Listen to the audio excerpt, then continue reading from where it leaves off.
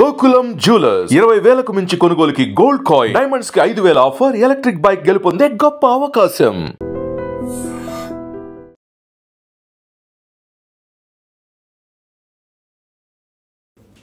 Big breaking news చూస్తున్నాము.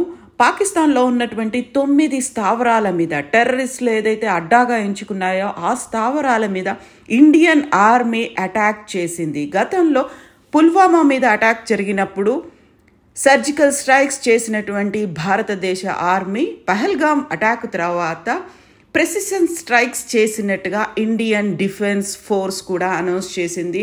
Ministry of defence దగ్గర నుంచి ఒక అఫీషియల్గా స్టేట్మెంట్ కూడా వచ్చింది. అర్ధరాత్రి 1:34 సమయంలో ఈ ఇన్సిడెంట్ జరిగినట్టుగా మినిస్ట్రీ ఆఫ్ డిఫెన్స్ అనౌన్స్ చేసింది. పాకిస్తాన్లో ఉన్నటువంటి 9 టెర్రరిస్టు స్థావరాల్లో ఈ అటాక్ జరిగినట్టుగా, అందులో దాదాపుగా 90 మంది టెర్రరిస్టులు చనిపోయినట్టుగా సమాచారం అందుతోంది.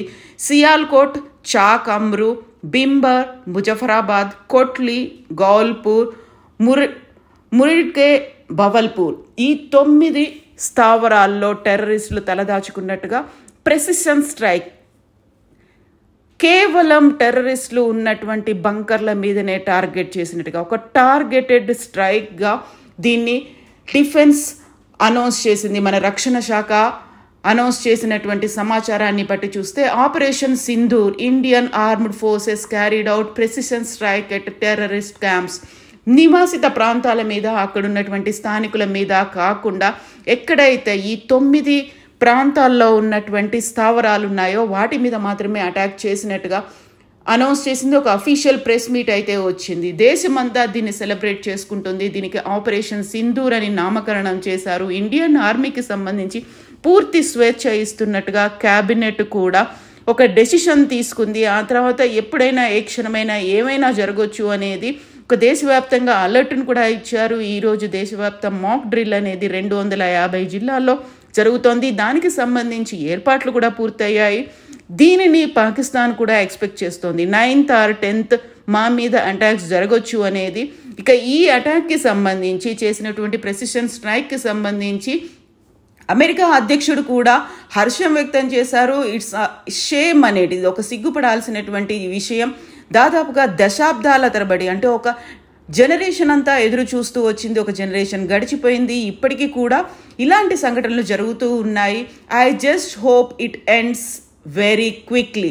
అతి తొందరగా దీనికి ముగింపు పలుకుతుంది అన్నట్టుగా ట్రంప్ కూడా ఆశాభావం వ్యక్తం చేశారు. ఒక రకంగా హర్షం అనేది కూడా ట్రంప్ దగ్గర నుంచి కనిపించినటువంటి సిచ్యువేషన్. ఇప్పుడు దేశవ్యాప్తంగా ఆపరేషన్ సింధూర్కి సంబంధించి జై హింద్ అంటూ, జై భారత్ మాతాకి జై అంటూ నినాదాలు అయితే కనిపిస్తూ ఉన్నాయి. ఓవరాల్గా అయితే ఎప్పుడెప్పుడు జరుగుతుందా అని ఎదురు చూసినటువంటి ఆపరేషన్ సింధూర్కి 10 నిమిషాల ముందు భారత సైన్యం కూడా ఒక వీడియోని రిలీజ్ చేసింది.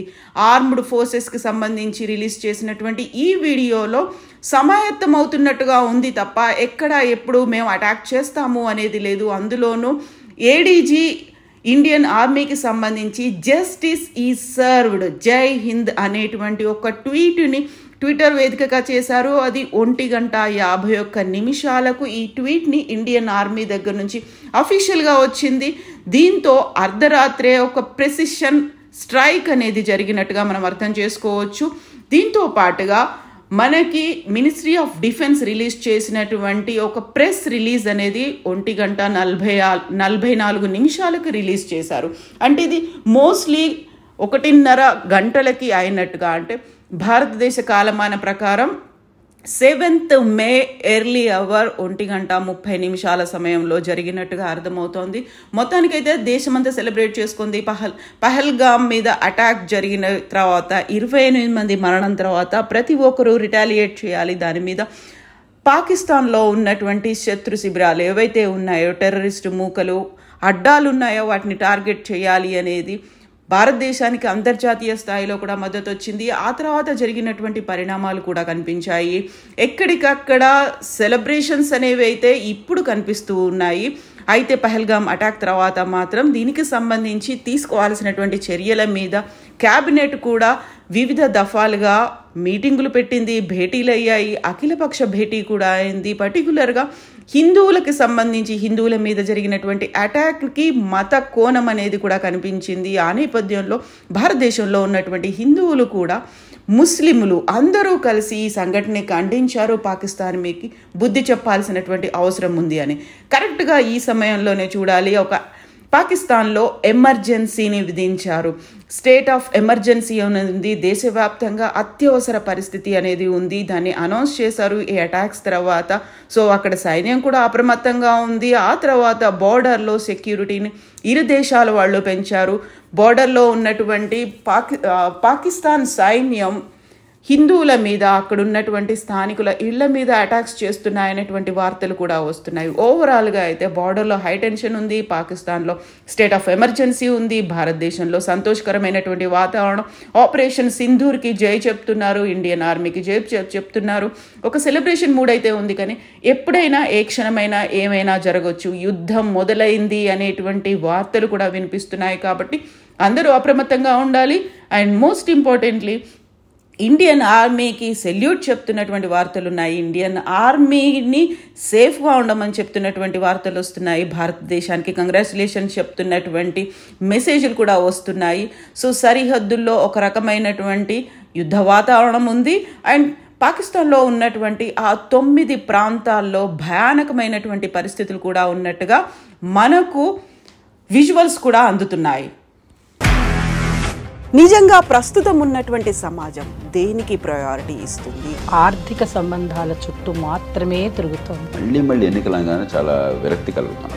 మంచి అనిపిస్తుంది కదా, లేడీస్ కూడా ఛాలెంజింగ్ జాబ్స్ చేసినప్పుడు చాలా బాగుంటది. ట్రాఫిక్ అసిస్టెంట్స్ గా నియమించిన ట్రాన్స్జెండర్స్ అందరితో సాల్యూట్ చేయించుకుంటున్నారు. ఫుడ్ డెలివరీ ఇవ్వటానికి వెళ్ళినటువంటి డెలివరీ బాయ్ అనిల్ పై కళ్ళ ముందు పెళ్ళండి